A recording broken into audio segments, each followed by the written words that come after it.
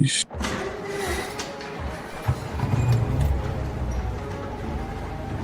In Memphis, nothing comes easy, and that's exactly how we like it.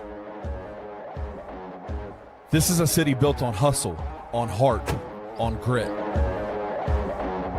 And at Carway, our rides are built the same way. Tough, reliable, ready for the grind. No games, no gimmicks, just Memphis-style service. Real, honest, and built on trust. Where grit meets grind, you meet your next ride. Carway, grit, grind, and Pink Beetles.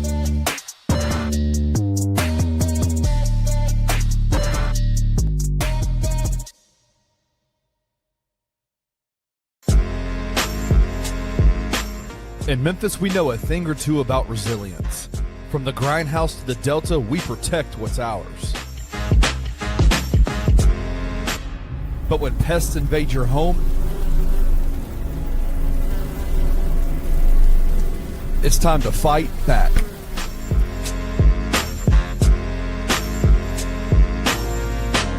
Grade A Pest knows how to handle what crawls, flies, and bites. With local experience and guaranteed results.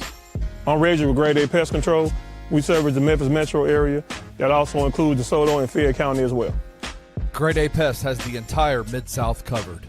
So if bugs and pests put you to the test, let Grade A solve your problem.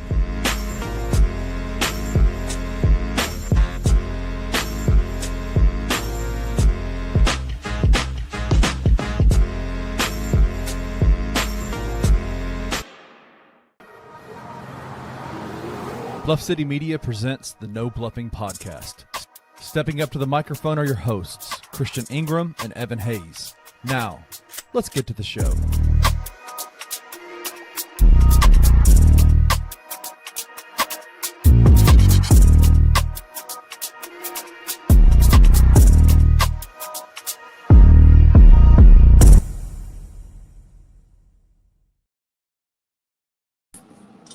Is Nation, what's going on? I am Ingram. And I am Evan Hayes. And this is the No Bluffing Podcast, where we keep it all the way real, all the way raw, and all the way honest about everything Grizzlies, man. Welcome back to another episode. Glad to be back. I was off last week, but my boy Evan held it down. Shout out to my boy JD. Jared Davison. I don't know what that is in my headphones, so what in the world? Something just started playing and just threw me the hell off. But I think I figured it out. But anyway, yeah, appreciate y'all holding it down for me last week, man. Had some little personal little health stuff dealing with, but we all good. We back. Man, got some great topics this week to talk about. Excited to talk about the tournament a little bit. We got that popping off this week. We got some Grizz topics to talk about, some expansion news. We got it all for y'all today, man. And y'all already probably done heard it 3, 4, 5, 6, 7, 8 times already on City Media and all the other podcasts today, but it's all right. They ain't going to do it like we do it. So before we get started, Evan, man, tell me something good. Tell me something great. How was your week? What you got going on, my boy? Well, it is currently spring break, my final spring break of being a college student. But as y'all can see, I'm still, on campus. Well, not on campus, but still up in Alabama because, of my college athlete duties. I am intending on going home one day this week. I don't know exactly when yet, but that is the plan, just to see my fam for probably the last time before the semester is over with. So last week was cool. Had my first meet in about a month and a half. Not 100%, but felt better to be able to compete again. Had my fastest season opener in the 200. So I felt pretty decent about that. Ran also the 4x4. And if anyone's ran a 4x4 in any capacity, it hurts regardless. Who wants to do that, bro? Man, just put himself through pain for nothing. It wasn't my choice. It was not my choice at all. I get down to 200. My coach said, "Hey, Evan, get ready for 4x4." I was like, "All right, okay." He said, "Did you tell me that happened to you before, like at your old school too?" Yeah, that happens quite a bit. That's just a rite of passage for sprinters like me that can have a little bit more lung capacity to do like the longer stuff. So I was like, "All right, whatever, cool." He said, "Hey, you want to pop it off? Like run run the first leg out the hole. I said, I'd rather not. Like, I hate starting. He was like, okay. He handed me the relay card. Evan Hayes, first leg. I was like, all right, bro. All right, for sure. So, had to dog that. Some good pain, I can say that. So felt good for that. Got my master's report done. 35 pages, Chris. 35 pages. I'm not excited for that, my boy. No, I forgot about that. Yeah, you get ready for that. I'm not excited about your final thesis that you have to do that is going to take you months to write. I completed that last week, so I felt very satisfied that 35 pages in. So if you can find a topic to talk about for 30-some pages, do your thing, because I don't want to talk about shit for 35 pages. I ain't gonna lie to you. It ain't really. I was struggling, dog. So I got that done last week. So just a pretty productive week, all in all. Just blessed to have the breath in my body, do what I got to do. Hopefully, I get to see my family later this week. So all in all, pretty good week, man. How about yourself? Yeah, man. As I think I told y'all a couple weeks ago, baby girl started softball. I keep wanting to call it T, but no, they real softball out there. So that's exciting. I don't know if she's gonna be a ball athlete. Like she's like amazing and loves gymnastics, but we're gonna see about ball sports. I don't know. She out there as we can practice, bro. I'm dying laughing. She out there. This is before I think what's the name hit, or maybe it was right after. Well, maybe I'm giving my weeks mixed up. But anyway, she was out there, bro, and the lights is on because it's getting dark or whatever. And she literally is just head in the cloud, just watching the bugs fly around, balls coming her way. She don't know what's going on, running to the wrong base. I'm just like, oh, this is gonna be rough.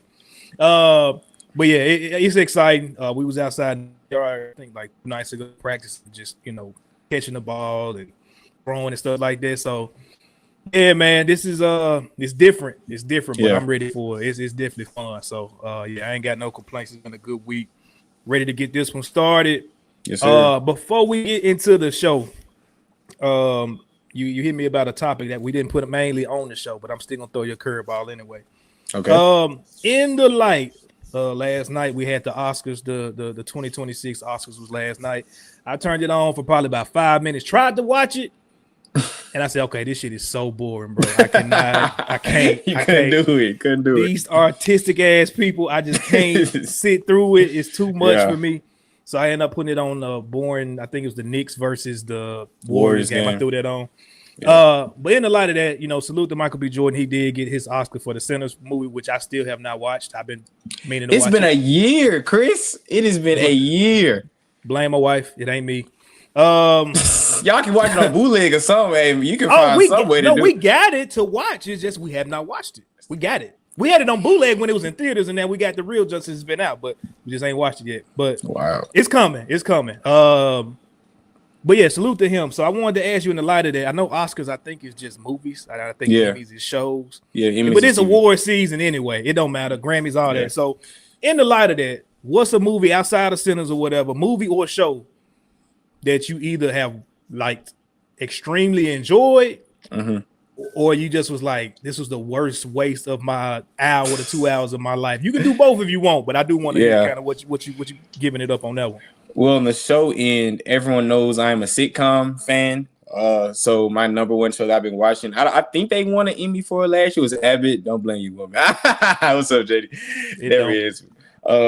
My favorite show right now is Abbott Elementary on ABC with Tyler James Williams and Quinta Brunson and that whole cast. Like, I love watching that show, especially because I grew up around teachers. Like, my mom's a teacher, my grandmother's a teacher, my brother was a teacher for a little minute. So it just reminded me of those conversations that I would hear them have. Yeah, I would hear them have, and to bring that, all that. So Abbott Elementary has been like my number one show for like the past like year and some change. I believe they just got renewed for like season like 5 or 6.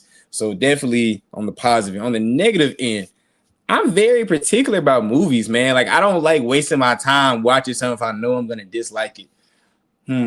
Okay, I can say this. I've never gotten into the Avatar movies.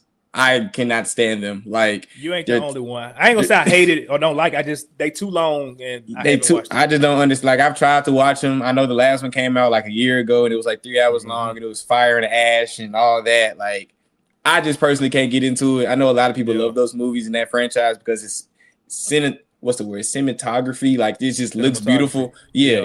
It's a beautiful, visually appealing movie, but we're on like movie 5 or something, and I just never got really into it. So those would be my picks. So what about you? I'm gonna try. One day I'm gonna try, man. Yeah, but there's one of the movies like, and that's to go back to the Sinners thing. Like I'm finna contradict myself because you would think for a movie of that caliber, I would make time, or we would make time. Yeah, but exactly. Some of these, like when you so busy, like you are trying to dedicate your time when you got time together to watch shows to the shows or the movies that you like. Y'all 100% agreed on. Like, all right, we gotta watch this. You know what I'm saying? And Sinners is one of the ones. Once it got past the hype, it was kind of like, all right, we're gonna get to it. But then it just never got. But it's gonna happen soon.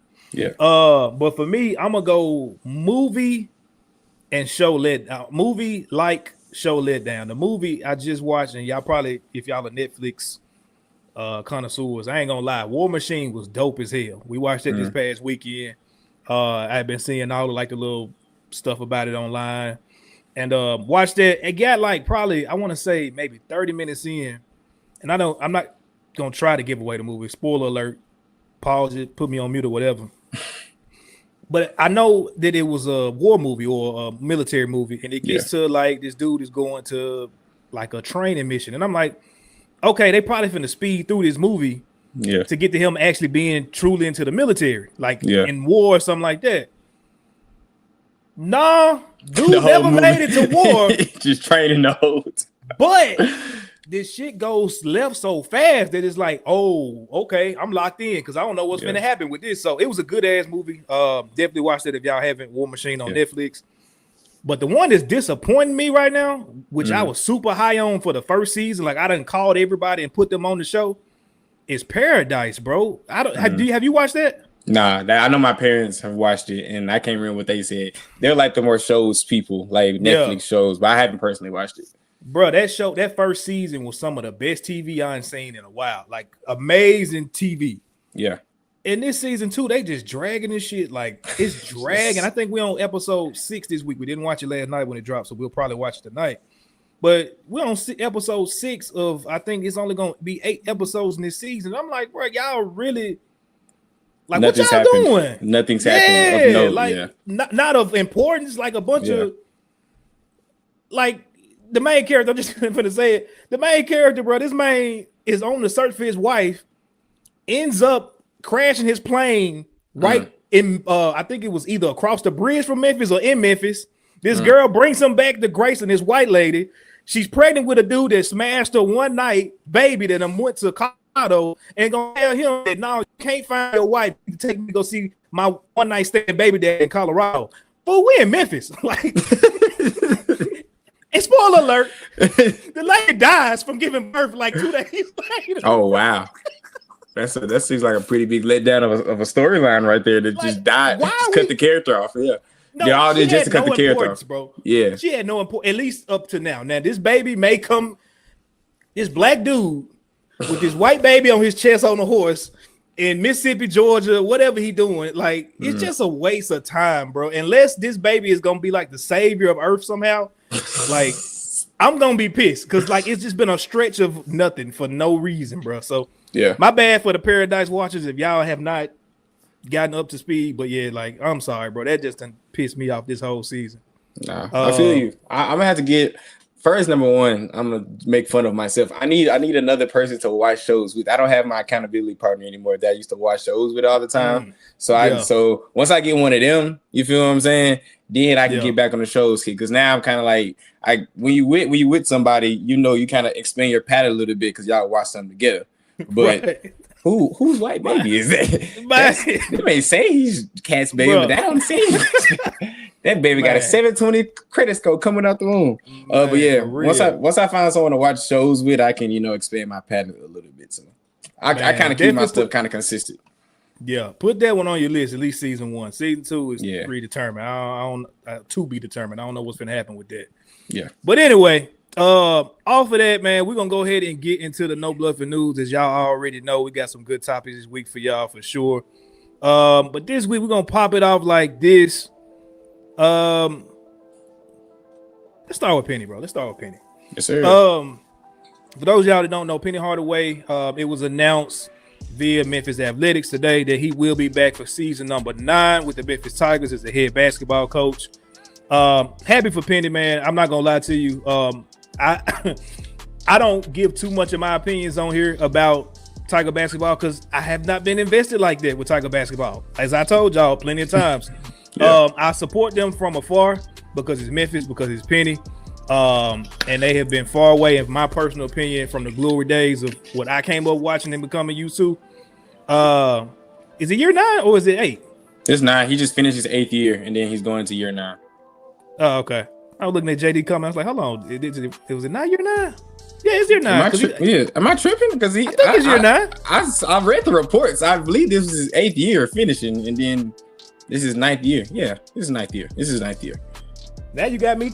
Dang, is it 8? Because him and Ja came in a year apart, or was it the same year? It was a year apart. Yeah, with return season. Gotcha. Yeah, he said he just shocked that it's 9. Yeah, man, for real, bro. Like it's the same thing I say about the Grizz next gen. Like this, all this stuff is just flew by. But yeah, year 9 coming up. It was reported that pretty much all of his staff, except for Andre Turner, will be released. He'll be getting a GM. He'll be getting a whole new staff working with Ed Scott to do that, which is so ironic to me, bro. My very first basketball camp was at, I want to say it was Mitchell High School. I think I was probably about 6-7 years old. And I got a picture around here somewhere, me and my little brother with Penny Hardaway and Andre Turner. It was an Andre Turner camp, but Penny was there. So I got a picture with both of them. I was looking busted like a can of biscuits at that job. But I remember at that camp, the only person, it's so crazy. I remember, I think we was in the championship at that camp, and my team was going against Trey Draper's team, of all people. I just remember that Coach Jared Johnson, I think, was the coach of us. RIP to him, Memphis City basketball coach and legend.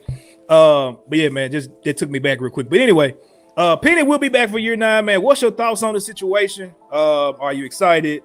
And what's just your outlook, I guess, on year 9, man? Hopefully it's a better year than this year, obviously. Yeah, I am excited for hopefully a better year in Tigers basketball. I know you mentioned those assistants that got fired, but I want to name those guys by name. Mike Davis, Jermaine Johnson, Roy Johnson. Also, the strength coach, Todd Forcier, is also out. As you mentioned, Andre Turner's the only one that stayed. So the fact that Penny's clearing out his whole slate and, like you said, hiring a general manager, it's clearly the universe is telling him last year cannot happen again. So you better make some changes now, or you will no longer be the basketball coach at the University of Memphis. So being that Penny is a legend, I am optimistic that he can bring and construct a better roster for next year. You need guys that want to play for the city, want to give effort for the city, and also want to represent the city well. So I think, I don't want to say it's well-deserved, because if he wasn't Penny Hardaway, would he still be in year 9? Probably not.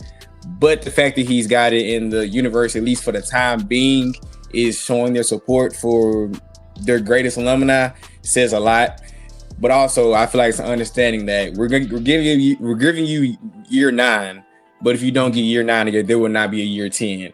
I feel like if you're Penny Hardaway, that's all you can ask for. So all in all, I'm satisfied with it. I just want to see a selection Sunday this time next year where the University of Memphis is getting either at-large bid because they're just a great team, a top 25 team, or of course they're the conference champions or tournament champions. So hopefully this time next year when we're talking about the NCAA tournament, we can see the Memphis Tigers in Selection Sunday in the round of 64.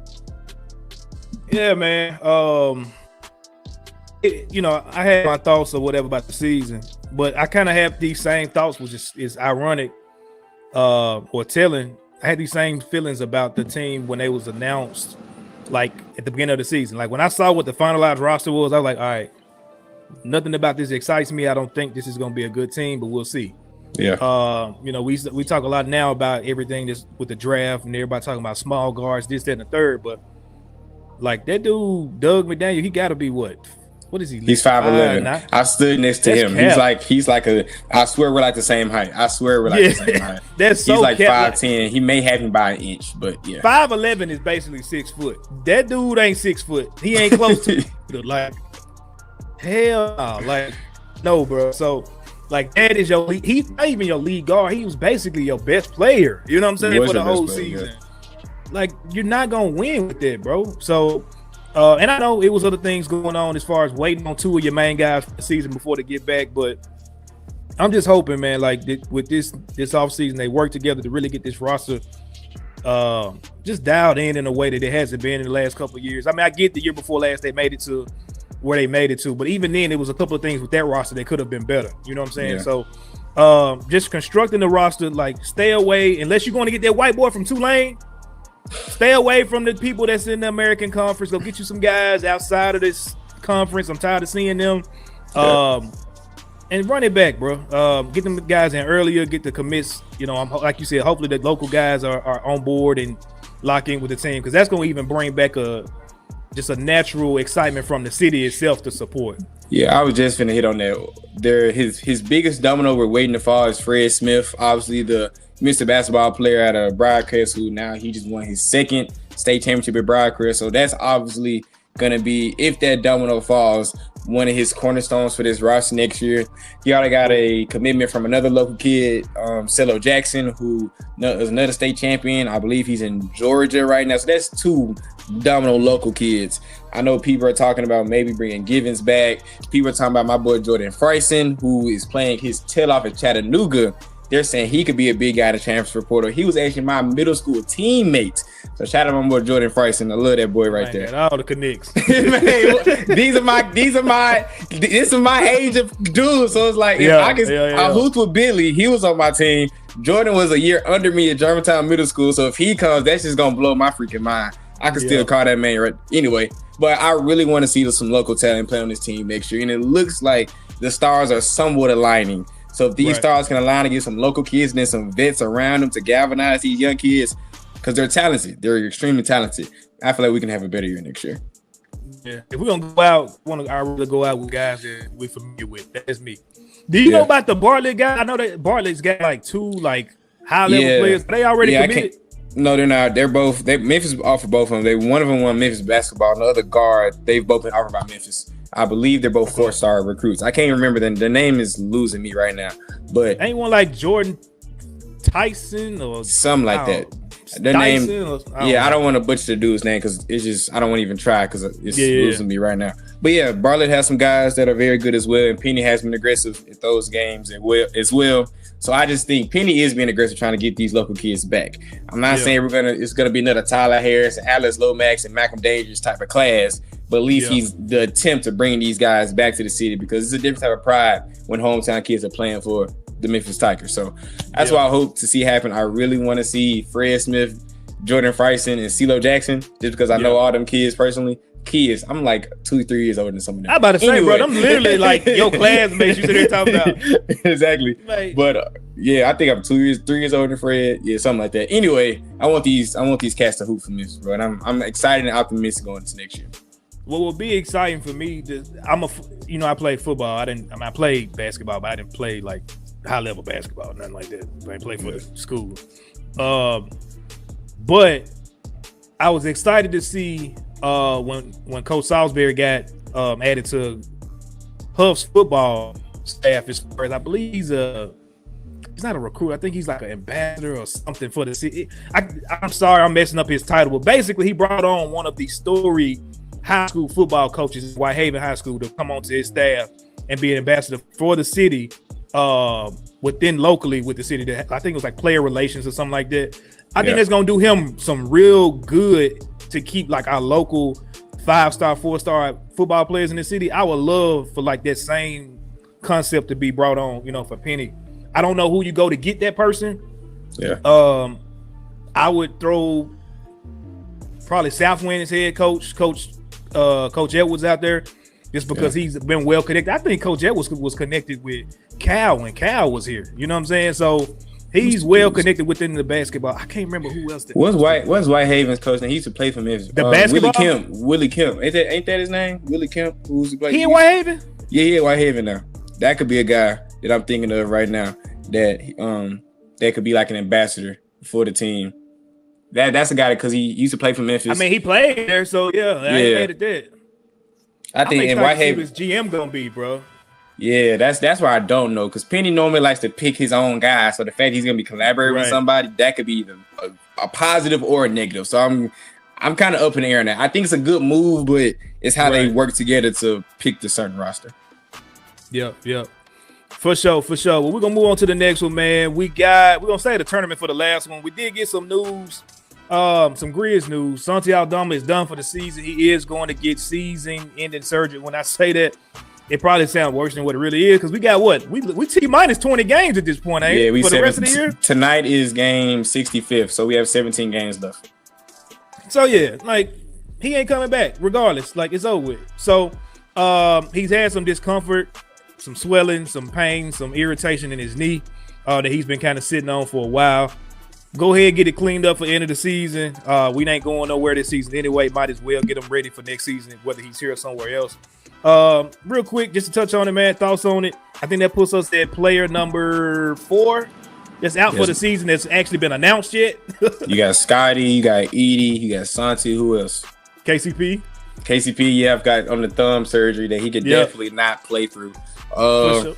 Yeah, but I think that's it. Yeah, we haven't gotten BC official and update might on well. Yeah, because they're not playing. But yeah, Santi, well, he's the official word is undergo an atrospinal procedure and receive a orthobolic injection to address ongoing discomfort in the trochlear compartment in his right knee. A lot of medical jargon that I don't know what I'm talking about. But yeah, as expected, Santi Aldama will not be returning this year. I don't have any major thoughts on it besides like get healthy for next year. And for me, get your trade value up so we can hopefully get off you and bring us someone better in. I want Santi Aldama off my basketball team. I love you, Santi. You've done well, but I can't stand watching you in the Grizzlies uniform for as long as you have been here. So get healthy, have a good first 20 to 30 games, or just have a good off season where teams can report that you're looking good in workouts and stuff like that. So we can trade you for a piece that we need for the future. So get well soon, Santi, so we can eventually trade you. If you don't get traded, just keep being a better version of yourself. But all in all, get healthy, and we hope to see you back on the court soon in any capacity. Yeah, I think so, for the most part, man, like some, at least for the first month or two, in my opinion, he's probably one of the most consistent players we had. So if you're looking at just the tape that he put on film when he was healthy, I think because the surgery is not nothing major, I think his value is still pretty high. That's a guy that you probably could easily get.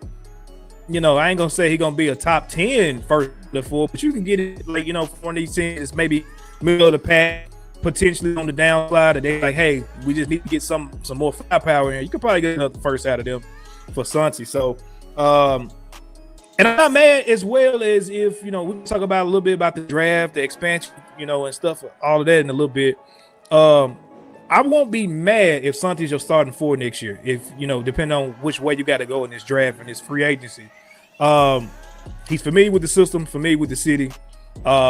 He's been playing well. I think with him and Edie, it looked decent. I'm not saying I want them to be our championship chasing front court by any means. At some point, you need to get off him or put him back in his role, which is a 6-man or a backup role. But yeah, man, Santi, salute. Appreciate you for whatever you did this season, man. And we'll catch you next year. Last topic of the day, we're going to talk about the NCAA tournament. It was set on Sunday. The 4 first seeds that we got Duke in the East. We got Florida in the South. We got the Arizona Wildcats in the West. And then we got leading up the Midwest is Michigan. Before we go any little bit like deeper, just what's your thoughts on the first 4 that they put out there, the 4 top seeds? Do you feel like they got it right? Yeah, they definitely got it right. Those have been the 4 teams that have been consistent throughout the whole year. Of course, when we look at the win-loss record, you see a 7-loss Florida, who is a number 1 seed, and you're like, well, how did a 7-loss team get in there? And then they didn't win their conference tournament, but they're also playing in the most. But they're also playing in the most competitive league. The SEC has 10 teams, the most out of any conference in this tournament. So when you're playing against the most competitive teams and you're the regular season champion of that conference, I can understand you being the number 1 seed. Again, not winning your conference tournament and they got bumped down to semifinals. That's a knock.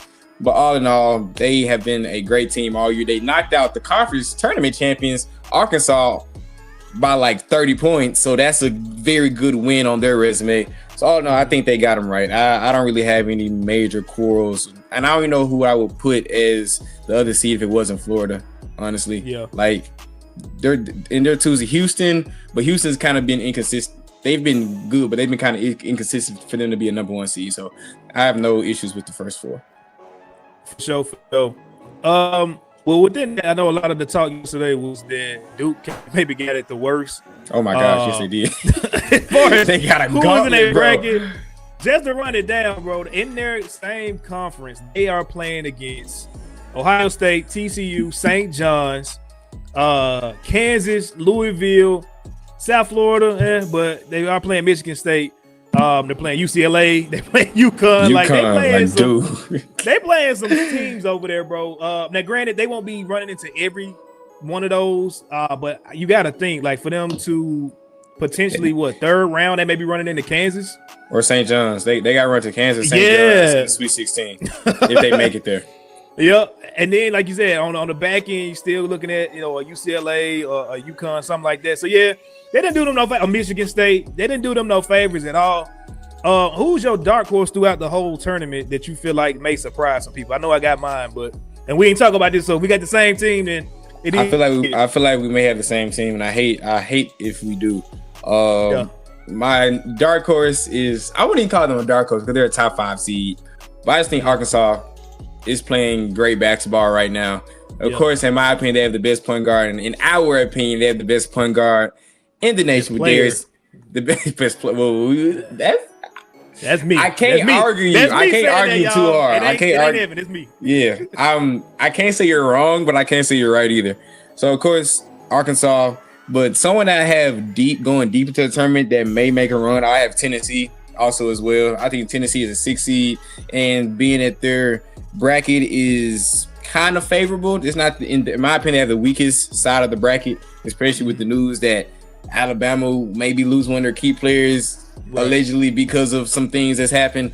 So I think Tennessee is another dark horse to go into the tournament outside of Arkansas. Yeah. Salute to Tennessee State, number 1. Did make the tournament as a 18 seed. We talked about it a minute ago as far as Penny losing guys. He did lose Nolan Smith over the last summer before the season even started. Got in. I don't even know if he recruited one player on the team. I don't know. He maybe did. I don't know. Got them in the tournament, won their first, not their first, but he won his first conference tournament with them as a head coach. So salute to them, number 1.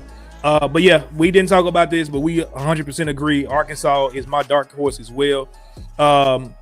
Wisconsin, I watched the game, but I think they played Louisville earlier this year, and they look decent. They look good.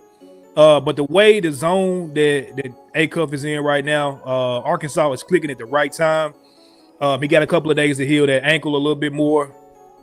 And I probably sound like a hypocrite saying this because, in my opinion, I've been looking at this team. I'm like, this team ain't really that good, but they clicking right now. That's all I can say. Like Billy Richmond, you don't know what you're gonna get from him. He might give you 20 tonight, or he may just give you some crazy defense, some athletic plays. Like, you don't know what you're gonna get, but it's gonna be a positive. You know what I'm saying? Yeah, he's affecting the game positively. My fault.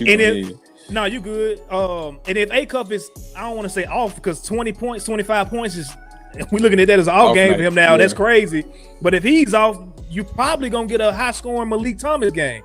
So when I'm looking at, or you got another Trevor Brazile who have a great game himself. He had a great tournament. He had a fantastic tournament. Both ends of the floor, controlling the boards. I know we're stroking Jared's ego right now because he's an Arkansas guy, so he's been Jared, get your ass out of here, man. You don't need to hear his part right now. Mute us. He's been on 10 this whole time, but I gotta give him credit. His team is playing great right now. Yeah, he still got DJ Wagner, even who he started the season starting, got elevated, got demoted to the bench role. During the tournament, he had a great tournament run coming off the bench, being that guy to be able to have A-Cuff playoff ball. Even he's playing with at the right time. They just remind, yes, he was. He hit a few big shots. They just remind me of those UConn teams with like Shabazz Napier and Kemba Walker, that they have just one electric guard and a bunch of guys that can play defense and knock shots when needed, and a great coach. That's how I see it. That's exactly how I see them. They have a point guard that's an offensive juggernaut that can push them there. And then they have support players that can just pull them over the finish line, and a great coach. So, I'm sorry, bro. I got them going all the way to the Final Four. I do in my bracket. Ooh, for real. Yeah. I ain't gonna lie. I was worried about them after that Florida game, bro. And people gonna have off nights or whatever. That Florida game really worried me. But then you get Florida in the tournament, and they got their brains beat in by Vandy. And I'm looking at Vandy. I'm like, they good, they scrappy, but they almost lost to Memphis. They almost like I was at the game where Memphis played Vandy, and Memphis almost beat them in overtime. So that's what I'm saying. The SEC is so competitive. They have 10 teams in the field for a reason. So when you're playing a second, they're a 5th seed. I can't remember which division. Let me look real quick. Okay, they in the South. Yeah, in the South. They got McNeese State. Is that where dude came from? Sincere Parker. Did he come from McNeese? I think so. Yeah. Okay. Vandy. They got Nebraska first round, which I think they can beat them personally. They could potentially meet up with Florida again. Florida, exactly. Ooh. That's what I'm saying. Oh wow. Okay. Yeah, man. That's my dark horse for real. I think they can definitely surprise some people. Are they gonna win it all? I don't know about that, but when you got a guy like A-Cuff, bro, I'm sorry. You like your team in any game that dude is playing in. I'm sorry. Yeah, and he seems to be cool head the whole time. To be just a 19-year-old, he looks to have the mental maturity of a NBA veteran already. It seems like he's been built for this moment this whole time. I've been following his uncle on Twitter, and I've been watching all the videos of him posting when A-Cuff was a kid and training and all that. Like, it looks like he's been built for this moment since he was a little kid. So I have all the confidence in them. Dude, should I give my early prediction of my first bracket I made? Because personally, I think this is poised to be a very crazy tournament. So this is my Final Four. I got UConn, Houston, Michigan, and Arkansas. That's my Final Four. The reason why, because like we said, Duke has to go through a gauntlet in there, and I feel like they're gonna get knocked out by St. John's or Kansas. I just feel like they are. So you'll see Houston, and that's Florida. I think Florida's gonna get knocked off because from what I've seen. Yeah. So I got Houston and Arkansas in the national championship, and Houston finally gets their first national championship, and Houston wins it all. Because they made it last year to Florida, right? Exactly. Okay, that's what I thought. They've been knocking on the door for a very long time. They're a very well-coached team, very disciplined team. And I just feel like it's the year that they find they're in the Big 12 now. They didn't have a great show in the Big 12 championship or in the Big 12 tournament, but I feel like they get it together and they get it done and beat Arkansas in the national championship game. We're gonna see, man. Because for me personally, I like Kingston Flemings. Mm-hmm. I think he's a little overrated. Mm-hmm. When I say overrated, I don't think he's the 5th best player in this draft. I think he's top 10. You can make an argument for top 10 for sure. Yeah. I don't think he's number 5 though. Mm-hmm. And so it's for those reasons, like we can get into later when it's coming about the draft. It's just gonna depend for me with that guy. But they got the coach. They got the right mindset. Them guys, they get up and play for that dude. Play defense as well. They're great. They play defense. Great defending team. Yep. So that wouldn't surprise me. I'll just say that. But yeah, man, that's all we got on the tournament, man. Y'all let us know how y'all feel, who y'all got. JD, we know you got Arkansas coming out. It's all good, my boy. JD, at least I gave y'all a national championship game. I don't think y'all gonna win it all, but I got y'all national championship. I feel like A-Cuff, they just maybe ran the gas in the national championship game. I feel like he gonna get him there. Yeah. But do they have a national championship roster? That's the point that Chris came up with. I don't feel like they have a national championship built 1 through 15 roster, 1 through 12. My bad. In college. 1 through 7. They only playing like 7, and that's the point. Sometimes in March, you need guys that don't get a lot of playing time that can jump in those moments and play well and play big time. And I'm just not confident in Arkansas's 8 through 10. You know, would I be surprised if they make it there and win it? Of course not, because they're the best player in college basketball right now. But I just think Houston is just built together a very well-oiled machine. So that's why I have Houston winning it all right now. Yeah. Jay, who was that number 2, bro? Like, number 2, is he a mascot, bro? Like, he's super short. Don't look in shape, but he always be, like, in front of the camera. Bro, you talking about, I got the roster right here. You got Amiri Brown. He's a 5'9" freshman from Pittsburgh, Pennsylvania. 180 pounds. I wonder was he like a promise to get Malik there? Like, because I think they're from the same town or something like that. Let me see if you know your Malik Thomas. He is also from Pittsburgh, Pennsylvania. Yeah. Wait, I wonder if that was like a deal. There's a guy named Aiden Kelly on the team from Memphis. Who is this dude? Bro, who is that? Like, hey, Jared. Who Aiden Kelly? And why he from Memphis? And how do I didn't know who that was? What you? Man, them folks, like, they literally don't play nobody. You would never. Bro, he's a sophomore. Cal just got a bunch of dudes like, hey, you ain't gonna get a lick of minutes on this motherfucker. But bro, he's a 5'10" sophomore from. Why you got all these guys under 6 foot? Like, what's up with Cal? What's up with you, dog? He just throwing away. It's probably is it a Billy Richmond promise or something? Maybe. Hey, like, maybe, you know what I'm saying? Maybe they cool. Who is dude? And I've never heard it. Oh my gosh, that's why y'all gonna get knocked out in that championship game because y'all got all these dudes that shouldn't be on the roster hooping. 5'9", come in here for A cup real quick. Like, what? You can't do that. Aiden Kelly, where did he go to high school? I actually got to figure this out now because this is actually funny to me. Yeah, that's insane, bro. Go ahead, check it out. Christian. Oh yeah, who? He went to North Point Christian. He went to school in Mississippi, but he's from Memphis though. Hey, he said, bro, we had literally no one but Brazil on the roster when he got here. Who you talking about? You talking about Cal? Cal. Yeah, Cal had no one on the roster. Oh, he said he went to South. Oh, that's in South Haven. So he ain't from Memphis. Well, he probably lived in Memphis. You know how folks do. They and go to South Haven. But to get a Division I at Arkansas from it's some people. I won't say names. I probably will text you. But it's some people that played at the U of M at Memphis. That the only reason they were roster was because of the guy that got an actual like peripheral scholarship. Like they may have got a scholarship too. But the only reason they was on that team was because homeboy type shit. You know what I'm saying? I text you a couple. It happens. It happens. Yep. But yeah, man. Anyway, King Meeks, what's up, man? Appreciate you stopping in, checking in with us, my boy.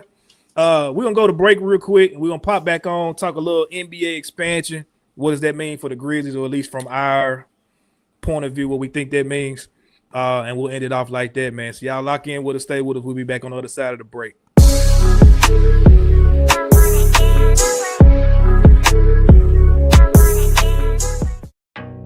Some dreams don't just come true, they come with 4 paws.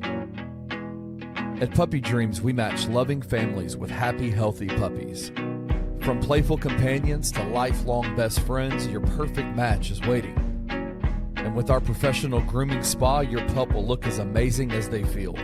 Visit Puppy Dreams today and meet the one who's been waiting just for you.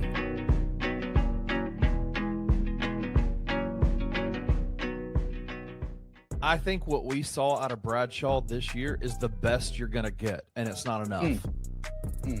Aaron Bradshaw's not a good basketball player. He just so happens to be 7'1". And I think that what you saw out of him is literally tapping the very limits of his potential. If that is what you're wanting back, I'm good on any. I'm not good on that. Like I don't like that is it. That is all you're getting out of Aaron Bradshaw. Yep. Because at the very beginning of the year, he was unplayable. Like unplayable, couldn't do a thing.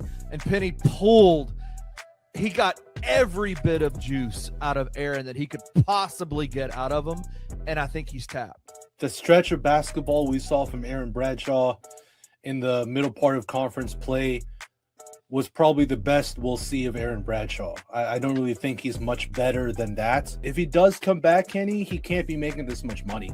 Tune in to Tigers Live with Francis Carlotta, live after every Memphis Tiger basketball game on the Bluff City Media YouTube channel. I expect Penny to be back, but we joked about this on the show the other day, man. I think it's gonna be a little weekend with Burning situation, man, where they drag Penny out there. Little Penny's gonna be up there. Hey, with Ed pulling the string. Yeah, Ed's gonna be back there holding the strings. My worry is that we're gonna see a situation where Penny is the coach, but he's not really the coach. You're telling me you're going to hire these assistants for Penny Hardaway, and he has no idea whether or not he can trust them or whether they want his job? Penny's had concerns about that previously with some of his assistants. With guys that he picked. I can't imagine that Penny Hardaway, as badly as I know he wants to fix this, is down with losing that kind of power, with just being out there basically as a face. I mean, you start getting into that territory. I think you're basically already stating that if you want to reduce his power that much, frankly, you should have moved on from the head coach himself, right? Tune into the Anthony Sain Show Monday through Fridays at 1 p.m. live on the Bluff City Media YouTube channel. Memphis, it's time to plant your flag. Join us this Saturday for an afternoon of art, college basketball, and celebrating this great city. The Plant Your Flag series is a direct response to recent national media coverage of the Memphis Grizzlies and the city they call home. Curated by Australian artist Wayne Hunt, the series celebrates all things that makes Memphis, Memphis. The people, the places, and of course, basketball. Partnered with Bluff City Media, the artworks include caricatures, odes, icons, and landmarks that set the story straight about the 901. Stepping up with that famous Southern hospitality, Grind City Brewing is proud to host the show with the city as the perfect backdrop. This Saturday, March 21st, come raise a glass with us to Memphis, basketball, and the people that make this city great. Tired of the same old fast food? The soggy fries, the frozen flavors, the meals that never quite hit right. Head over to Waldo's Chicken and Beer, where everything starts fresh and flavor comes first. Our chicken is fried in rich beef tallow for that bold, old-school crunch you can actually taste. Don't skip the premium homemade southern sides, fresh greens, hearty white beans, and creamy mac and cheese made to complete the meal. Bring your whole family. There's plenty of space to relax, plus a game room the kids will love. Catch the game on big screens, grab a drink at the full bar, and enjoy happy hour specials every day from 3 to 6, all day on Tuesday and Sunday.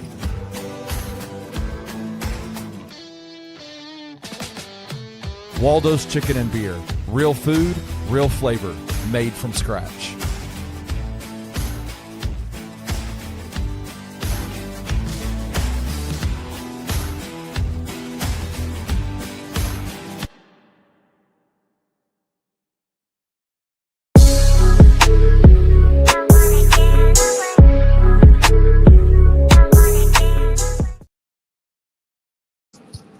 Welcome back to the Bluffin podcast. We'll keep it all the way real, all the way raw, and all the way on this about everything. Grizz, I am Chris Sigler, but to my right is my right hand man, Evan Hayes, man. We're gonna talk about some expansion news, man. If you're under a rock or you ain't nobody today on here, if it's news or podcast or whatever, man. The NBA is moving forward with expansion talks. I got the actual formal tweet here from John Sharania. He said that the NBA will be holding a vote at the Board of Governors meeting March 25th through the 25th to explore adding expansion teams exclusively in Las Vegas and Seattle, with the two franchises targeted for the 2028 to 2029 season. He said that it also projects that those bids will need to be anywhere from $7 billion to $10 billion. Evan, what you trying to do, bro? I got 5 on it. That's all I got. Ain't got nothing for you, man. Yeah, man, the expansions are real. I think this is the furthest they've gotten, I believe, up to this point. And it just makes sense to go ahead and do that, man. So what's your thoughts on them finally getting to that point? What's your thoughts on the actual cities that are proposed? And we'll just kind of go from there with the conversation. I know we got a couple different points to hit throughout. Well, number one, I love expansion. I'm a fan of it. I think of course, I don't have a stake in the NBA, but anything to grow the game of basketball to more cities, to bring more NBA basketball to more cities, I feel like that's a positive. You know, an NBA franchise can always bring a city up and bring energy to a city that just doesn't have it. Like teams like cities like Seattle and Las Vegas, those are the two most famous, not two most prominent cities being thrown out. And I feel like, of course, the Seattle fan base is a super passionate. basketball fan base. I feel like they've been needing a franchise ever since OKC left. And of course, Las Vegas, there's everything in Las Vegas. So why can't give them, they just got a football team a few years ago. Why can't they have a basketball team? I kind of hate that for the Aces though, because the Aces was the second dog in town outside of the Raiders. Because even though the Raiders suck, you can never beat an NFL team. But the Aces, obviously have been one of the best teams in the WNBA for the past half a decade. So hopefully when they do bring a NBA expansion team there, the Aces doesn't kind of take a step down. But of course, this isn't a Las Vegas sports podcast. It's just head canon because I like watching the Aces play basketball. But all in all, I'm a fan of the expansion. I really want to see this happen in the next year or two so we can really see how the league kind of relocates people, not relocates, like reassemble. Is that the proper word? Like juxtaposition? Yeah, realign. That's the proper word. Realign where teams would go. So I'm really excited because I feel like the Memphis Grizzlies will be impacted a little bit. So all in all, I'm a fan of it. Yeah, man. Seattle, when I was growing up, they had some good hoops as far as the NBA. I remember Ray Allen and Rashard Lewis being some of my favorite guys to play on the game. I mean, they were literally dropping threes on everybody. It's fun to watch them as well. And I feel like they deserve a team. They've been asking for it. I don't know what they're gonna do about the arena situation, but if they got to build a new one, they added I don't know if the current WNBA team plays in the old arena or not, but I know they'll figure all that out. And with Vegas, like you said, it is what it is. People been trying to move teams out there for the longest. I'm just excited or interested. I ain't gonna say excited, but I'm interested to see who will be like the majority owner of that team because if you go back a couple weeks ago, people were talking about how one of the things that Grizzlies' current owner, Robert Perry, he wanted to do with the team was eventually try to find a way to move an NBA team out to Vegas. Yeah. And a lot of people that are connected with the ownership groups, they were like, well, no, we will never allow that to happen because we got people that have been owners for 10, 20, 30 years that they would and probably should have first dibs on moving a team out there versus you, brand new guy coming in, buying a team for extra dirt cheap at that point. Trying to move with the game, 100x for your money. It just wouldn't let that happen. So I'm interested to see like who gets that, that particular team. But like you hinted at, it does kind of bring about the conversation about realignment because you're adding two teams west, meaning one team will have to move east. And so right now, the biggest talk, at least on socials, is that it's going to be between the Minnesota Timberwolves, the Memphis Grizzlies. You even got some people saying, well, why not the Pelicans? I think they're kind of out of it. They're a little bit too close to the Texas teams to where you can just really keep them west. But they're also close to some of the Florida teams as well. So I understand that point as well.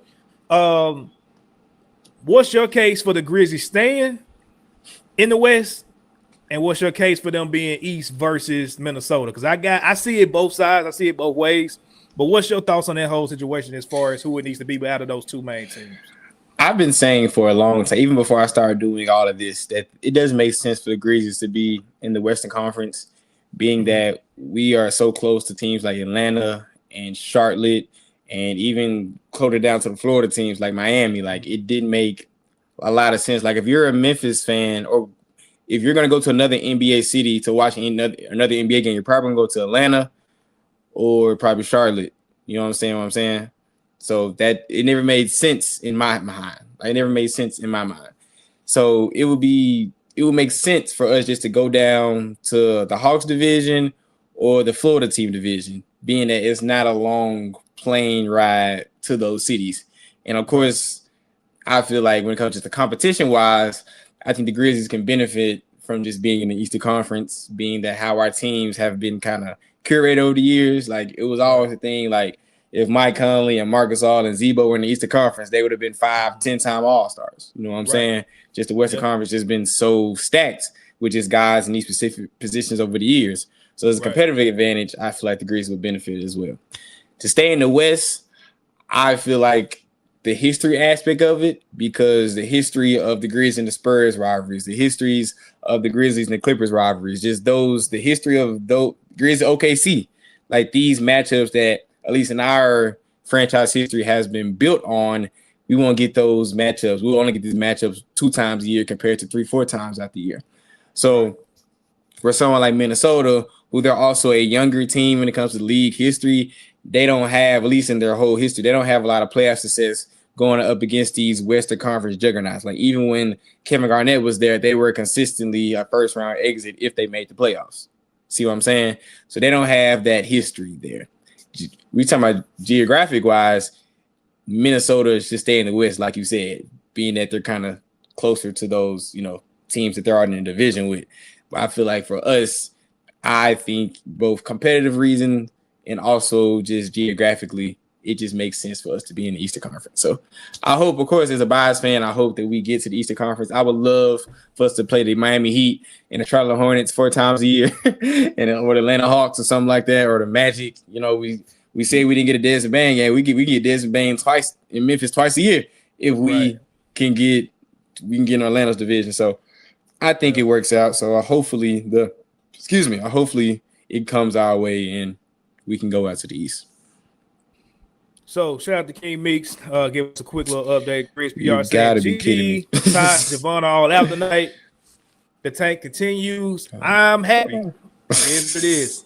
But we do have Soul Man, as Anthony saying, call him Walter Clayton Jr., the blues singer, playing tonight. Hey, get 30, my boy. No, don't get 30. No, please don't. Oh, if he get 30, we're probably gonna lose. So go ahead. That's true. Actually, you're right. That's a good point. That's a good point. Go for it. Chuck them hoes. I don't care. So 20 shots a game. Just pull that mud. Whenever you want to. I swear I don't care. Let me put my little take on it, man. In regards to relocation alignment, I can see it both ways. For me personally, when you look at the NBA map, Minnesota is right there by the Milwaukees. They're right there by the Detroits. They're right there by the Chicagos. I don't even know how quick that flight is for them. If they're on a flight, maybe 30 minutes. You know what I'm saying? So for them, as far as travel, them going east makes the most sense, in my opinion, if we're just being fair. Because, again, looking at that map, if they stay in the West, like, nobody's really close to them. Like, they don't have to fly, at least a couple of hours no matter where they go. So from that standpoint, I get it. It makes sense. Now, you could throw something else on the table where, maybe it's not East or West anymore. Maybe it's 3 divisions. Maybe it's 4 divisions. Maybe you do something crazy like that where you split it up geographically 4 different ways. But if you're just talking East-West, maybe you can do like the NFL, because NFL does that where, at least from my understanding, like, not all these teams be next to each other. Like, it's so confusing how they do this. I don't know. The AFC and the NFC, it's a little different. Yeah, because there's no reason why Tampa Bay and Atlanta are kind of in the same division. They're like, I guess, but like that's Florida and Atlanta. I'm trying to think of like another NFL example of like teams that aren't close to each other. Actually, like the Cowboys and the Eagles. Like, why are they in the same division? The Cowboys, Eagles, Commanders, Giants. Like, that's New York. New York and Philly are kind of close to together. But then you got Dallas all the way down here. And then the Commanders they're not are the same division as Houston. You know what I'm saying? Yeah, that would make more sense. In the other Texas teams. Yeah, that makes more sense. I don't get it. Yeah. Like, maybe you can do something like that. It probably is. Or even like Philadelphia and Pittsburgh in the same state, but they're in 2 different conferences. You see what I'm saying? Like, it don't make sense, bro. It doesn't make sense. No, it doesn't make sense, actually. I think about the LA teams, you know what I'm saying? Chargers, Rams, they're not in the same. Like, it's weird, bro. Yeah. So maybe you can do something with that. I don't know, but it makes the most sense, I guess, geographically, if you're looking at it from that standpoint, to put Minnesota in. For me personally, though, not me personally, I'm not gonna say that. Just my personal opinion. What I think, something that I haven't really heard anybody talk about yet, when you're trying to do what you can to maximize a small market team, we had people that talked about. I think it was relocation rumors about the Grizzlies around the time that we got blessed with the number 2 pick, and I think the Warriors got blessed with number 1. They took Zion, took Ja. You 2 basically superstar talents in those small markets. It does what it did. Well, at least for us, it did. Now, New Orleans, they still can't pack out our arena. But for us, when the Grizzlies was winning and you got Ja playing, 60 to 70% of the games, the Forum was packed. You know what I'm saying? It was rocking every single night.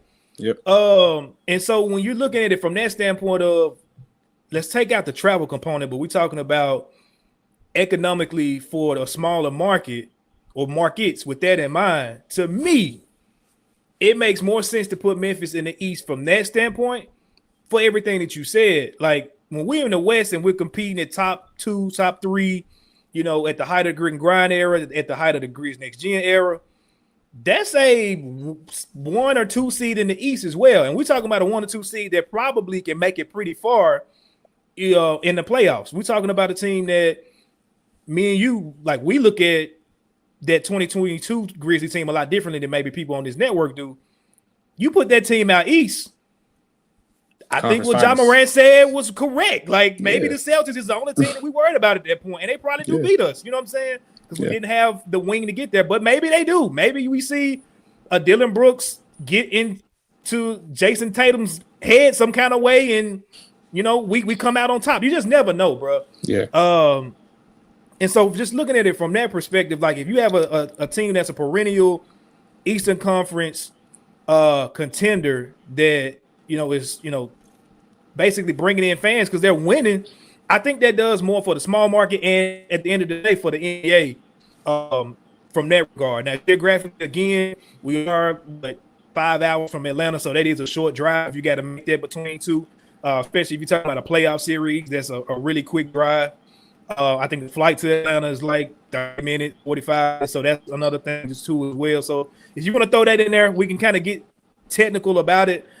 I think the biggest thing is going to come down to, and again, I haven't heard nobody talk about this, but I think it's better for the small market outlook if you look at it from that standpoint for Memphis, but also geographically, Minnesota, they can save on level if put them in because they don't have to go out far 4 times a year versus being right there with those teams. So I do think, though, for those of y'all that, have been thinking that the city is going or the team is going to get moved from Memphis, I think we can kill that. I know I can't remember if y'all talked about it last week or not, but with all the stuff that's coming out now with the Bill Street getting their repairs, with the Forum, getting close to a deal and a lease coming up here soon, the report that the Jones family and FedEx was looking to try to at least snoop around and try to get some info on if they could buy it or not.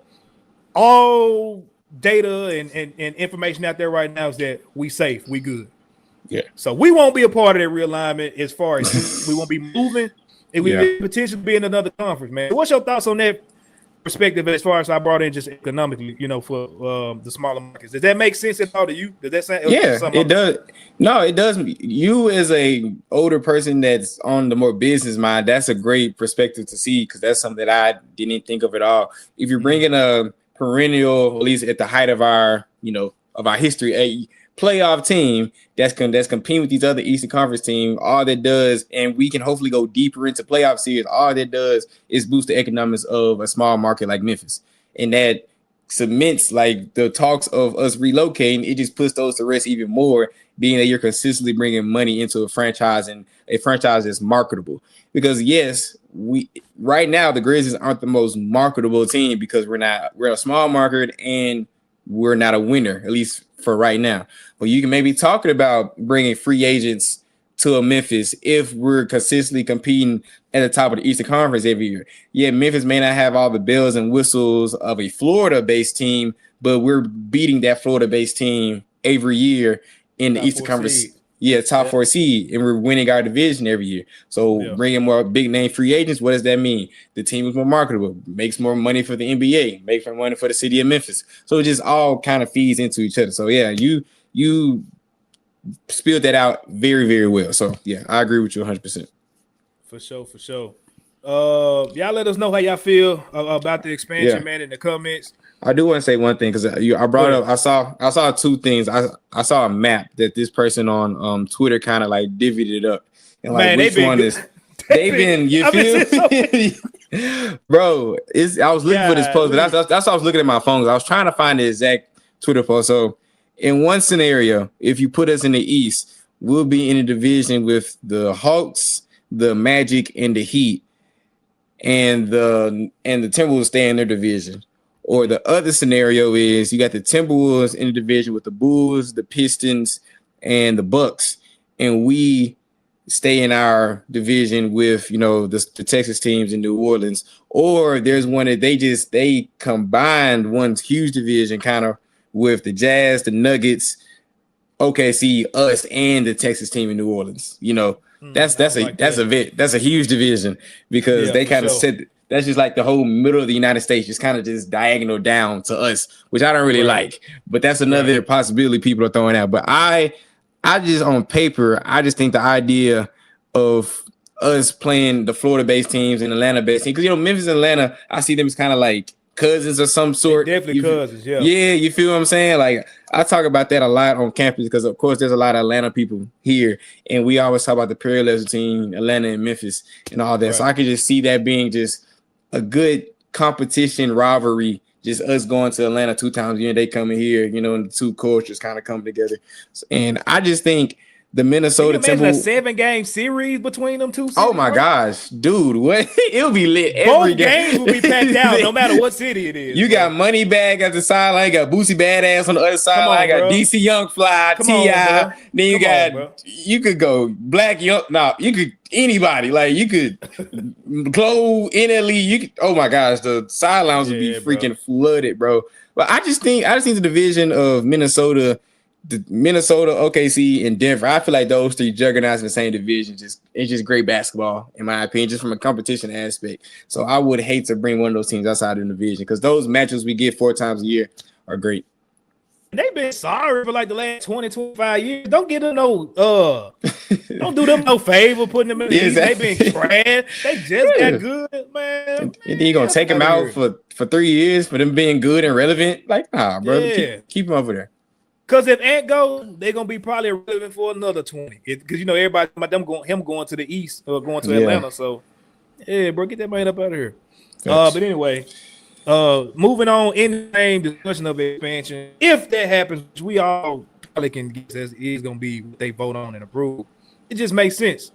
You would have an expansion draft. And so I'm gonna kind of read the rules on the expansion draft, what like it looks like, what things have to keep into account when they're doing it. All right. So this is the rules of the expansion draft. Teams will get to steal unprotected players from teams. Teams can only protect 8 of their players, but though they can't protect players that are on expiring contracts or that same offseason are restricted free agents. Only 1 player per team can be taken, and that contract transfers as they are. They can't, give them an extension or nothing like that. If it's a year deal, it's a 2-year deal they own at least through that year. And then expansion teams get good NBA draft chances at the number 1 pick. So that's the rules. I got my 8. I think I gave them on Twitter already. So yeah, if you follow me on Twitter, you already know kind of what my mindset is. I may shift a little bit. It's probably on brand still for what I said earlier today. You got to protect 8 players, Evan. As of today, because obviously the expansion is like 2 years from now. We 2 years away. We don't know who's going to be in this roster in 2 years. Yeah. But if you had to protect 8 players right now, put a stamp on them. Who are the 8 players that you protect? I feel like we're going to have very similar top 8s because I did see your list on Twitter, and I do have a few people that may or may not be on there. But my 8 is Demetrius Jamil Morant, Zach Edey, Cedric Howard, G.G. Jackson, Jalen Wells, Ty Jerome, Scottie Pippen Jr., and Javon Small. That is my 8. I understand I am moving one person that's not on the list that we talked about earlier, and that is Santi. 4 point guards. I just thought about that. I do because with our injury history, knock on wood, you got to keep at least 4. I'm sorry, like we talk about injuries. Get us out of here. I'm just saying, bro. I go off of history, bro. I'm a person that goes off of history, and I know I like Javon Small. I love him. I think he's post All-Star break. He's averaging like 12.5 points, 6 assists on great shooting splits. I genuinely think he's going to be a steal for this team for the future. No matter if Ja Morant's on this team, Ty Jerome, Scottie, I feel like he's going to be great. Of course, that goes without saying. Edey goes without saying as well said. I think Gigi, as we talk about, is the future wing along with Cedric Howard. Jalen Wells is another great bench player and role player to have. Ty Jerome has been cementing himself as a valuable guy for the future. Scottie's another great utility player to have, and Javon Small. The reason I don't want Santi Aldama as a locked because I feel like we can find another Santi Aldama type skill set somewhere in this ether of basketball players. So I wouldn't bring him close to the chest. The other argument is, yes, he has high trade value, and I understand that. So if you do have him on your list, I'm not mad within that, but I just don't think his value is extremely high to be able to, oh, wow, we have to keep him. So that would be my list. I would like to hear yours because the only guy on here that I may kind of want to move is Scotty. That's the one guy that I'm trying to, like, who else would I keep? But being that the roster is so in flux right now, you don't know who's going to be here. So those be my 8 guys right now. Yeah, shout out to 50 Rich. He said Javon better than Walton. Hey, you ain't got no argument with either one of us. Facts, man. What? You ain't got no argument. I think it's one person in the old Grizz Twitter or Grizz sphere that's still thinking he's the best point guard on his roster to date, which is insane to say. But anyway, yeah, when I first did this exercise, I wasn't having this in mind, and when I went back and did it the second time, I was doing it from a mind frame of, okay, it's an expansion draft. You can only take one of these players. So, yes, we can put 8 on the list, but even the ones that we don't have protected, you still can bring the rest of them guys back outside of the one that they may choose. You know what I'm saying? So, yeah, looking at it from that perspective, I'm like, all right, I probably want to stamp all the dudes that got the value, because if any one of the dudes that you have on that roster that doesn't, I mean, it has value, you don't stamp them, you can pretty much guarantee that expansion team is going to take them. So, and I look at it from the standpoint for exactly what you said. Like, I'm only looking at it from the standpoint, I don't want to let a player walk for nothing. Like, if you lose a player, to my knowledge, in an expansion draft, like, you don't get a pick back or nothing like that. You just lose that's a wrap. Like, that's it. So, when I look at it from that perspective, I don't think Ty is long-term for this team. I don't think Santi is long-term for this team. And if I'm being quite honest, and if this is your first time listening, you probably, it's going to sound crazy, but I've said it plenty of time for the last, 2 months at this point.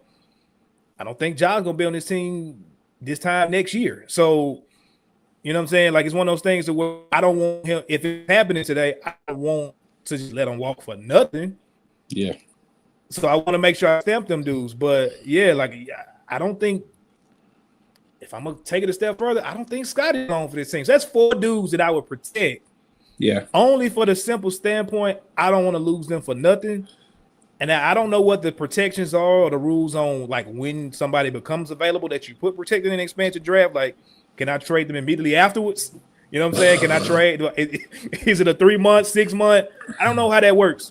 But, yeah, those are 4 guys that you should be able to get, I would think, a first for Ty, a first for Santi, probably a late first for Scotty. And we all know the talent that Jai is, you should probably be able to get 3-4 first for him. But because of the stench that's on his name around the league, for whatever the reason that, that people put that out there, it's probably going to be hard to get that. So that's why I put those 4 guys in there. And then the other 4, I think we pretty much for the most part agree on. Zach Edey, Sid Coward, Jalen Wells, and Gigi Jackson. Like, those are the 4 I know should be here no matter what. And no matter what role you see them in, I think those 4 guys are on this next iteration of whatever you want to call this next era of Grizz basketball. If I was to not look at it from that standpoint, I think my list would probably still be the same. I think it would. Yeah. Because why am I saving? Like, I saw somebody, they tweeted me back, was like, no, man, throw Omax in there. I'm like, bro, y'all fall in love with these dudes. I don't get play it, next year. He's not gonna play next year. We're good. He's not seeing the floor next year. As much as I like Omax, like, you could throw a Taylor Hendricks or Omax or these guards, Jamal Meshack. These guys are getting minutes because we're trying to be bad right now. These are not guys that you're going to depend on in a playoff series, in a play-in series, or anything of close to that. Top 10. No, not in your top 10. Like, I could maybe see you entertain an argument for a Taylor Hendricks because he's looked the best out of Omax and Jamal Meshack, but I'm still not keeping him locked down. Like, they're gonna be spot minutes. It ain't gonna be like, you know what I'm saying? Yeah. The only guy, and maybe some people say, what about Cam Spencer? As much as I like Cam Spencer, we can find another shooter anywhere that another 6'3" shooter. We can find him anywhere. Like, if I'll move anyone, I'll move Scottie Pippen off the list and put Cam Spencer on strictly because of age. Cam Spencer Cam Spencer's still 25. He's a homegrown guy. Like you say, he knows but him and Scott are the same age. I'm looking at the roster right now. But the fact he's a homegrown dude, and he knows the system and things of that nature. And he's a winner. He has the type of mentality and the winning habits you want to bring into a new era, a new generation. Not saying Scotty doesn't, but just speaking about Cam Spencer. So if I would move anyone off my list, I would move Scotty and put Cam on, but that's me splitting hairs at that point. That's a good point. I think if you are in because at that point, expansion draft, I don't know if you got to fill all 15 spots through that draft. Probably so. And you got 2 teams.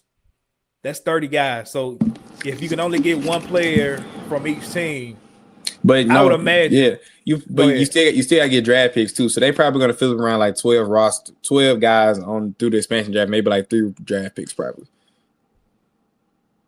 I can see that. Or at least because 2. Like you said, maybe like one you said, first, one second. Yeah, because you said they have very good chance for the number 1 overall pick. So that's 2 expansion teams. They got to have at least 1 first round pick and maybe another first round pick or at least 2 seconds to fill up the rest of their roster. So probably around 12 guys. Yeah, if you leave Cam off that list, he's probably gonna get grabbed just for the simple fact that's a great. Because I'm trying to think like out of these slow ass teams, like let's say bottom 6 right now. Who would you want from them guys? Like, so you talking about you want to look at other teams' rosters and see what they have? Yeah, like a bottom 6 team is terrible. We terrible because we injured. Like some of the team were just sorry as hell just because they sorry. Sacramento Kings. Who do the Kings have on their roster that I would want? That you know is going to be unprotected. That's the key thing. Sacramento Kings. What's dude's name? Ain't Keon Ellis still on their roster? Nah, he got traded. Oh yeah, he on the Cavs. They'll probably protect Precious. Obviously, I want Precious, but they'll probably protect Precious.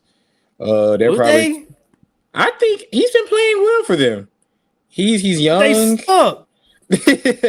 He's been averaging 9.2 points per game, 6.3 rebounds. If they don't protect Precious, I would love Precious on this roster. Russ gonna be retired by then. They probably protect Malik Monk. They gonna protect Levine, Drew Eubanks. Would they protect the Devon Carter? Probably so because his age. Because he's young. Not because he ain't been doing shit. Yeah, he ain't been doing nothing though. My guy off the Kings would be Precious. What's another team that's like picking? Let's look at Dallas's roster. Dallas Mavericks. I'm gonna tell you who I'm gonna go after. If I'm one of the expansion teams, I'm looking at the Pelicans. They should not be as sorry as they are, bro. Oh, they have a great roster on paper. You got Zion, you know he's getting protected. I would say Dejounte Murray just because you can't let him walk for nothing. Trey Murphy, Herb Jones, Jeremiah Fears, Sadiq Bey, that's 6. Derek Queen, that's 7. Eves Misi, that's 8. Mm-hmm.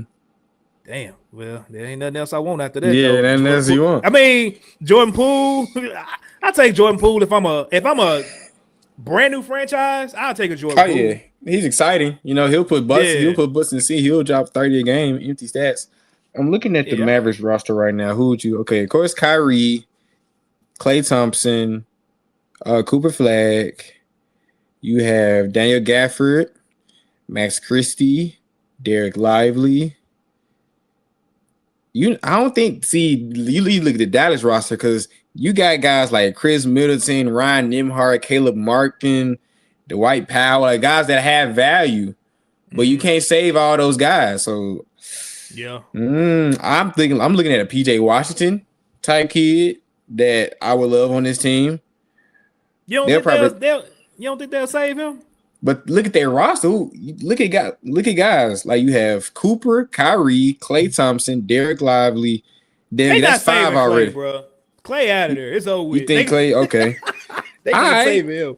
Okay, let's take Klay out. That's still 4 guys right there. You got Chris Middleton. What about Chris Middleton? I think if you a brand new franchise, you could bring him in as a vet. I would do that. I would do that. You got Dwight Powell. He's been in the league forever. That's another vet you could have. I think the Mavericks have a great roster. Najee Marshall, another guy that you can bring in that can be supplemental in spurt minutes. You even got young kids like AJ Johnson, who he's 21 years old and has a lot of potential. And the Mavs may not lock him down. I think the Mavs have a great roster. They have a great roster. Look at the Spurs. Let me look at the Spurs real quick. Spurs and Jazz are the last two teams I want to look at. Okay. Let's see. You look at the Spurs. I'll look at the Jazz. So Spurs, we got De'Aaron Fox. Of course, you can't let him walk. For sale. Harrison Barnes may not be there, but we're just gonna talk about right now. Yeah. You definitely want to keep him. Keldon Johnson, you want to keep him. Wemby, that's 5. Dylan Harper is 6. Stephon Castle is 7. I'm gonna say Carter Bryant 8. Who they got after that? Nobody I give a damn about. Damn. I was trying to pick somebody up off that squad, bro, but yeah, I don't care about nobody else over there.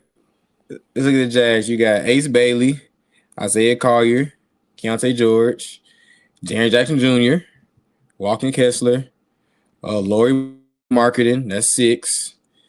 Now you got Yusuf Nurkic, that's 7. And who will be your 8? You got Kyle Filipowski, the young guy from Duke. Filipowski. They definitely keeping him. So that's 8. So that's 8 right there. So you can look at Mo Bamba, K Love if he's still hooping. You got Stephen McCallum. He can shoot the ball very well. I know who I'm getting. Bryce Sensabaugh. Easy. Yeah. I'm taking Bryce Sensabaugh right now. Right, yeah. Cody Did Williams. You say Cody Williams? Yeah. Yeah, that's Cody Williams. Yeah, Bryce Sensabaugh, Cody Williams. I'm going to say Sensabaugh. Those are the two good. Damn. I said the Jazz got a good roster too. Okay. Hey, if I can get Bryce Sensabaugh, who's the other player I said I would take? Who did I say? Cody Williams. Or from, I think it was the Pelicans. Who did I say I would take from them? Oh, Jordan Poole. Yeah. Hey, that's a nice little backcourt to pop it off. We just got to fill it up around, some other little stuff. I ain't gonna lie. Then if you want, and then from the Jazz, you can get an AJ Johnson, maybe a PJ Washington or Vet. I feel like those are good rosters right there to kind of pick from. Max Christie, bro. The Pacers, because they got Pascal Siakam, they got Halliburton, Zubac now, Nembhard, Obi Toppin, Nate Smith, TJ McConnell, and I'm gonna say Ben Shepherd because he got a lot of time last year. But what's the name been playing better this year? Jarius Walker. They got to pick between 1 or 2 of them. They probably should pick Jarius Walker, but I don't know. It just depends on how they feel about him.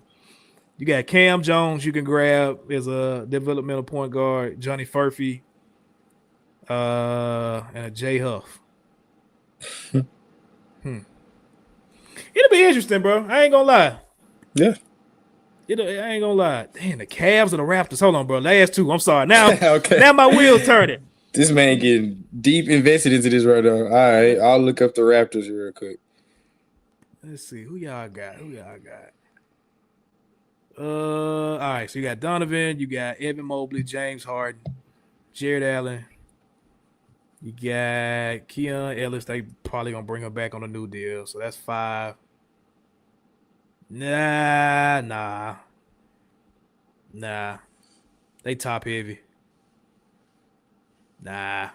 I'll look at the Raptors real quick. Yeah, go ahead. So you're keeping Scotty Barnes, RJ Barrett, Grady Dick, Brandon Ingram. You got Emmanuel Quickly. Got Jamal Shead. That's 6. You got guys like Jacoby Walker, maybe. You got AJ Lawson. That's another guard. Trace Jackson Davis. They're probably keeping him. Yeah, they're probably keeping him. That's 7. Jonathan Mogbo. Colin Murray Bulls. These are guys that you could, in expansion draft, you may be looking at. Man, Colin Murray getting locked down, bro. Come on. He's been starting for them at certain points this year. Yeah, I'm just saying, but you also got like Jakob Poeltl on the roster too. Oh, yeah, they definitely gonna get that contract off. They're gonna let that off. Yeah, man. They got you a big. Hey, these two, hold on, let me make sure this one is good. The Magic is definitely one you want to target as of right now because they 8 is Franz, Desmond Bain, Jalen Suggs, Paolo Banchero, Wendell Carter Jr., Anthony Black. I'm gonna say Jet Howard because he's been playing good. They're probably gonna re him up, and you might more than likely you gotta make a decision between Mo, which is Franz's brother, or Tristan da Silva. If they go with Mo, I'm snagging Tristan da Silva quickly. You still got Jace Richardson. He's been playing. He's okay when he gets time. Yeah. Gogo Bataze is a great backup bid. You can grab. Jonathan Isaac is cooked. But that's a team I would watch just for a role player if nothing else possibly. And then I'm looking at Chicago because they got like 4 point guards, bro. A lot of these teams have hella guards. Anthony Simons, Josh Giddey. Is Colin Sexton in New York now? I think so. Damn. 3. Whoa. Jaden Ivey, Trey Jones, Rob Dillingham. Bro, they got 6 point guards. Yeah. And that's before you even get to some of these other players they got. Yeah, I'm gonna go holler at Chicago. Let me get one of them dudes, bro. Y'all ain't using all them. Quick, fast, and hurry. Let go. Hey, I'm excited, bro. That'll be nice. I just saw this comment. King Meek said Earl Watson right now better than Waltz and Clay. It's not ridiculous to say that. You out of pocket, bro. You out of pocket for that one. I'm excited to see what's gonna happen, bro. I ain't gonna lie. I don't like it to a certain extent with my own team, but I do like to see a lot of active roster movement throughout the summertime. So I'm excited to see what happens with that. Hope they go ahead and get it approved. We're gonna go ahead and knock out the FanDuel pick of the week. If you got yours ready, say ready. This is the one week you caught me off guard. Normally I be catching you off guard. And I was like, God dang it, Chris. Oh, it's all good. Look, let's go ahead and get it ready for y'all right now, live and direct. Oh, I got one. Straight to this is the Memphis Grizzlies versus the Chicago Bulls tonight. They'll be coming on here shortly in the next, I would say, 20-30 minutes. It is Taj Gibson's homecoming to his beloved Chicago Bulls. Where is it at? I'm finna make me some money tonight. They didn't put his ass on here. I'm so mad, bro. I was finna bet on Taj Gibson. I would. I was finna bet on 5 points. 5 points. Yep, 5 points. I definitely would. Taj Gibson is playing. Yep. They ain't got bro on the betting slip though. They tripping. GG not playing. Taj wrong. Yeah, all these people not playing. It's all good. I'm gonna go with Jalen Wells for 4 rebounds, plus 136. We don't have any bigs outside of Taj Gibson. He might get 10 minutes tonight, maybe. And we've been playing just a bunch of guards getting rebounds. I'm gonna go with him for plus money, plus 136. Jalen Wells, 4 rebounds. Okay, that's a good one. I got Lakers at Rockets. Right now, the Rockets are a 1.5 point favorite. But personally, I think the Lakers are playing great basketball right now. And because I believe they're third in the West right now. So I think the Lakers are actually going to win that game. So I feel like they cover the plus 1.5 spread, and the money line is 102. So I feel like that would make you some pretty good money right there. For sure. Well, man, that's all we got for this week, man. I'm getting a new computer next, bro. I can't wait. I'm so tired of my lagging on my end. My Mac is cooked. It is 12 years old, but it's been hanging on for dear life. But yeah, I'm getting a new computer next week, so I'm excited. Well, I'll have a new computer by next episode, I should say. Yep. But yeah, I'm excited for that. See what I can do, mess around with that. But other than that, man, that's all we got for y'all tonight, man. As we always say, do something this week that makes you happy, to make you feel good, to put a smile on your face, because that's all that matters at the end of the day. We'll be back next week with hopefully some more interesting news. I don't know what's gonna come from it, but we'll know. We'll figure something else out to talk about. My hats are off to everybody doing the daily show, because in a tank and a rebuild, it's hard. Shit ain't man. Fun. It's not. Shout out Anthony Sane. Shout out $2. Shout out Daily Grind. Y'all are some champions, because the fact that y'all find more stuff every day to talk about for an hour plus is commendable. So that's shout out y'all for real. Shout out to you. But man, we'll be back next week, man. Y'all be good. Like we always say, Thank you for listening to this episode of the No Bluffing Podcast. If you enjoyed this episode, like and subscribe to Bluff City Media's YouTube page. For comprehensive coverage of all things Memphis sports, head over to www.bluffcitymedia.co and find out how you can become an insider. We will see you back here next week.